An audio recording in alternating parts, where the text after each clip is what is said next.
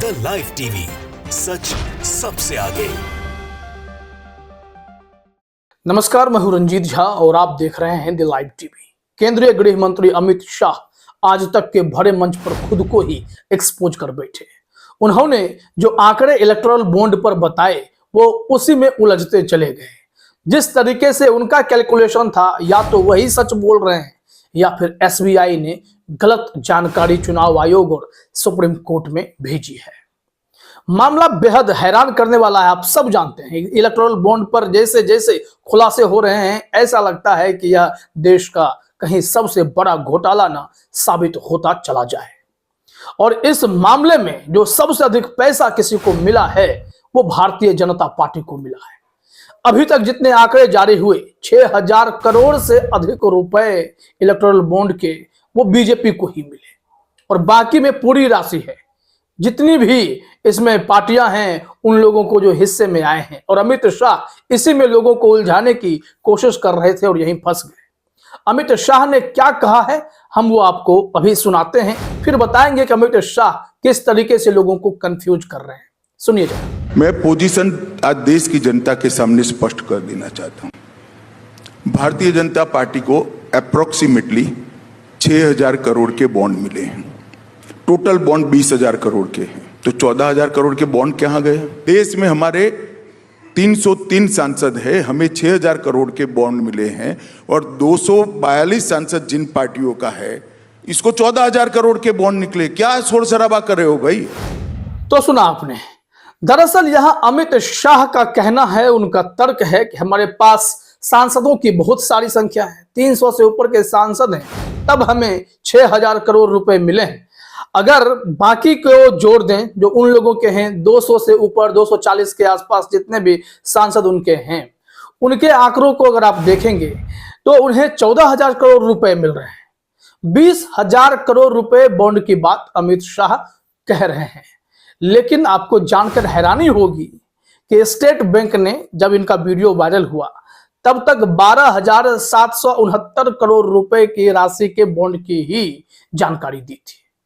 अमित शाह के पास 20,000 करोड़ की जानकारी कैसे आई, यह भी हैरान करने वाला खेल है। वैसे तो पूरा इलेक्टोरल बॉन्ड ही आंख मिचौली का बहुत बड़ा खेल है। यह कहा जा रहा है, राहुल गांधी के हिसाब से अगर सोचें तो वसूली रैकेट है।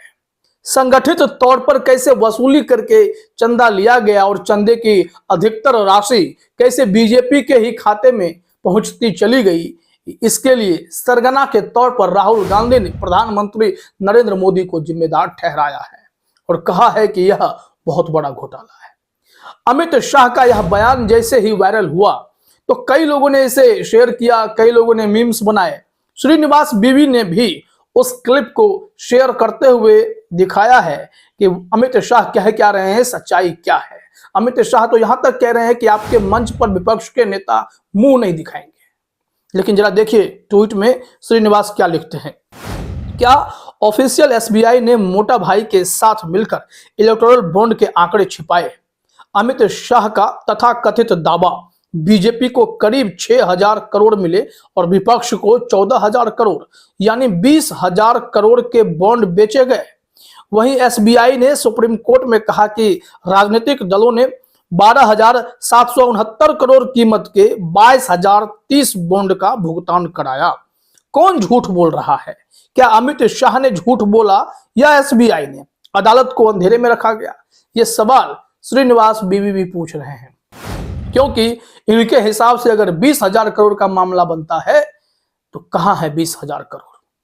और इसमें गौर कीजिए, एक याचिका सुप्रीम कोर्ट में फिर पड़ी है जिस पर सुनवाई होगी कि अभी तो सुप्रीम कोर्ट के आदेश के मुताबिक अप्रैल 2019 से ही इलेक्टोरल बॉन्ड के आंकड़े दिए गए, लेकिन जो 2017-18 का आंकड़ा है वो अभी तक एसबीआई के द्वारा नहीं दिया गया, उसके भी आंकड़े मांगे गए हैं। चुनाव आयोग के सामने डेटा आने लगे हैं, वो सीरियल नंबर भी पहुंचने लगा है, और जो क्योंकि आज की ही मोहलत है, आज के आज सब कुछ एसबीआई को सौंपना है। ये वही एसबीआई है जिसने 4 महीने का वक्त मांगा था, लेकिन सीजीआई डीवा चंद्रचूड़ ने जब इनकी क्लास लगाई, प्रशांत भूषण जब अड़ गए, तो फिर एसबीआई की एक ना चली।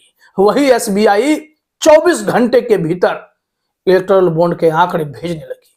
अब आप सोचिए कि ये लोग कितना बड़ा खेल करते हैं। और यहां जो सबसे जरूरी इंपॉर्टेंट बात है कि सवाल वहीं के वहीं रह गया जिसका अंदेशा सीजेआई डीवाई चंद्रचूड़ ने लगाया था कि मान लीजिए किसी व्यक्ति ने केवाईसी के जरिए इलेक्टोरल बॉन्ड खरीदा, क्या गारंटी है कि वही व्यक्ति डोनर भी है, उसी ने पॉलिटिकल पार्टी को पैसा दिया है? अभी तो यह ट्रेल आज के आज सब पता चलेगा अगर एसबीआई डिटेल में जानकारी दे दे तो कि किसने किसको कितना पैसा दिया, यानी कि ए पार्टी ने जो पॉलिटिकल पार्टी है उसे कितना पैसा दिया। अब यहां से सबसे गंभीर सवाल जो सीजेआई डीवाई चंद्रचूड़ ने उठाए थे और इसे आसान शब्दों में किसी ने समझाने की कोशिश की है तो वो पुनीत शर्मा है। हम उनके ट्वीट को आपके सामने पढ़ेंगे, आप बस समझ जाइएगा कि यह खेल जो है बड़ा खतरनाक है और इसमें कभी यह पता ही नहीं लग पाएगा कि ए ने बॉन्ड दरअसल पॉलिटिकल पार्टी को दिए या 10 लाख 20 लाख रुपए देकर बी या सी को बेच दिए और सी ने पॉलिटिकल पार्टी को दिया और सी के पास ब्लैक मनी था, उसने इलेक्टोरल बॉन्ड के जरिए व्हाइट कर लिया। बहुत खतरनाक खेल है। जरा देखिए अपने स्क्रीन पर आप, पुनीत शर्मा लिखते हैं, मान लीजिए दलाल ए के पास 1 करोड़ का इलेक्टोरल बॉन्ड है जो उसने एसबीआई से खरीदा है। ये 1 करोड़ का बॉन्ड किसी सरकारी कागज की तरह होता है जिसे कहीं भी ले जाना 1 करोड़ कैश ले जाने से ज्यादा सुविधाजनक है। इस बॉन्ड की वैधता 15 दिन तक की होती है। अब इस 15 दिन में दलाल ए इस बॉन्ड को किसी भी जरूरतमंद को देश के किसी भी शहर में जाकर बेच सकता है। अब यहीं से खेल शुरू होगा। इलेक्टोरल बॉन्ड खरीदने वाला भले ही ए नाम का व्यक्ति एसबीआई के रिकॉर्ड में है, लेकिन अब जो बी या सी की एंट्री होगी वो रिकॉर्ड में नहीं है और वही बी या सी जो है उसको ठेका चाहिए सरकार से और वो क्या करेगा, थोड़ा सा अधिक पैसा देकर ए से खरीद लेगा और जाकर जमा करा देगा। अपना पैसा भी वाइट हो गया और खेला समझिए। आगे लिखा हुआ है, मान लो वो जरूरतमंद एक ठेकेदार बी है जिसे एक शहर में सड़क बनाने के लिए 10 करोड़ का ठेका चाहिए। वह एक्स पार्टी की सरकार है। ठेकेदार बी के पास काफी रुपया ब्लैक मनी में पड़ा हुआ है, किंतु वो सीधे एक्स पार्टी को रिश्वत नहीं देना चाहता और ना एक्स पार्टी सीधे लेना चाहती है। अब यहां से चाहिए भैया पैसा 1 नंबर चाहिए, 2 नंबर का पैसा क्यों चाहिए? तो वही इलेक्टोरल बॉन्ड जो है इनके ब्लैक मनी के पैसे को व्हाइट करेगा। देखिए आगे लिखा हुआ है, तो ठेकेदार बी को अपने कॉन्टैक्ट से ए का पता चलता है। दलाल ए उसे ये बॉन्ड 1 करोड़ 10 लाख में बेचता है। दलाल ए को इससे 10 लाख का फायदा होता है और ठेकेदार बी का 1 करोड़ का ब्लैक मनी 10 लाख के खर्चे पर पूरा सफेद हो जाता है। समझ गए खेल? सीजेआई डीवाई चंद्रचूड़ कपिल सिब्बल से जब कन्वर्सेशन कर रहे थे सुप्रीम कोर्ट में उसी जजमेंट के दौरान, तो उन्होंने भी कहा था कि ए ने खरीदा, ए के डिटेल तो है लेकिन ए इसे बी को दे देता है, सी को दे देता है, सी पॉलिटिकल पार्टी को देता है, तो बी और सी के डिटेल कहां है? वो कौन है बी और सी? इसका खुलासा क्यों नहीं है?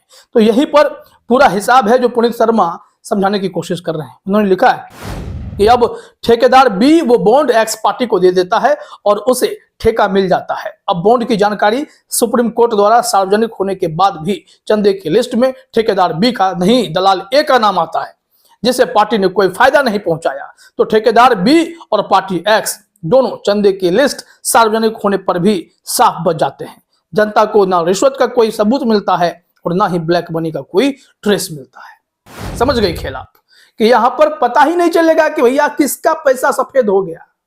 और इसमें यह बहुत सोची समझी रणनीति के तहत यह लाया गया था। वसूली का सबसे बड़ा खेल हुआ, आप जानते हैं, बड़ी बड़ी कंपनियों के यहाँ ईडी सीबीआई इनकम टैक्स की रेड पड़ी और सब ने बाद में इलेक्टोरल बॉन्ड खरीदे और चंदा किसे गया ये तो अब आप समझ ही जाएंगे। लेकिन यह खेल अवैध वसूली का, रंगदारी का जो खेल चला, यह देश का सबसे संगठित स्कैम कहा जा सकता है, एक्सटॉर्शन रैकेट कहा जा सकता है, जिसे सुप्रीम कोर्ट ने बंद किया। नहीं तो ना जाने यह कितना बड़ा खेल करता। जिस कंपनी के जो रेवेन्यू है वो 1.5 करोड़ 18 करोड़ 20 करोड़ है, उसने 180 करोड़ के बॉन्ड खरीदे। समझ से परे है खेल कितना बड़ा था। फिलहाल इस वीडियो में इतना ही। आप सभी का हमसे जुड़ने के लिए बहुत बहुत धन्यवाद।